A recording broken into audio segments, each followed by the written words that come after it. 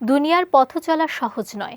প্রতিটি ধাপে মুমিনকে নানা পরীক্ষার মুখোমুখি হতে হয়, যেখানে শয়তান বারবার বিভ্রান্ত করার চেষ্টা করে। তাই আল্লাহ ও তার রাসূল সাল্লাল্লাহু আলাইহি ওয়াসাল্লামের নির্দেশনা অনুযায়ী জীবন পরিচালনার পাশাপাশি শয়তানের অনিষ্ট থেকে বাঁচার উপায় জানা ও তা আমল করা প্রত্যেক মুমিনের জন্য অত্যন্ত জরুরি। বিস্তারিত ডেস্ক রিপোর্টে।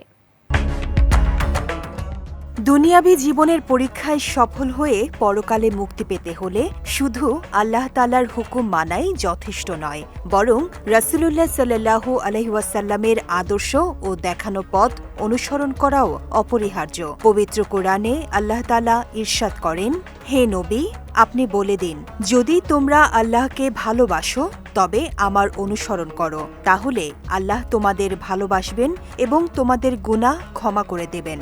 আল্লাহ অত্যন্ত ক্ষমাশীল, পরম দয়ালু। এই ক্ষণস্থায়ী দুনিয়ায় মুমিনকে পথভ্রষ্ট করার জন্য শয়তান সর্বদা তৎপর। বিভিন্ন হাদিসে রাসূলুল্লাহ সাল্লাল্লাহু আলাইহি ওয়াসাল্লাম শয়তানের কুমন্ত্রণা থেকে আল্লাহর কাছে আশ্রয় চাইতে নির্দেশ দিয়েছেন। তিনি বলেছেন, শয়তান মানুষের মনে প্রশ্ন জাগাতে জাগাতে একসময় বলবে, তোমার প্রতিপালককে কে সৃষ্টি করেছে? তখন সে যেন আল্লাহর কাছে আশ্রয় চায় এবং এসব চিন্তা থেকে বিরত হয়। এ কারণে ৫ ওয়াক্ত নামাজ আদায়ের পাশাপাশি এমন কিছু আমল করা জরুরি, যার মাধ্যমে শয়তানের অনিষ্ট থেকে রক্ষা পাওয়া যায়।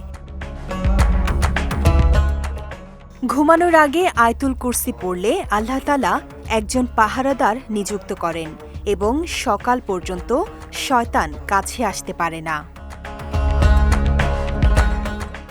যে ঘরে নিয়মিত সূরা বাকারার শেষ ২ আয়াত পাঠ করা হয়, সে ঘরের কাছে শয়তান আসতে পারে না।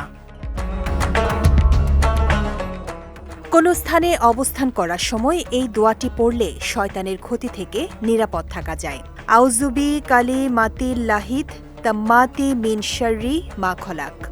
এই আমলগুলো নিয়মিত পালন করলে মুমিন আল্লাহর হেফাজতে থাকবে।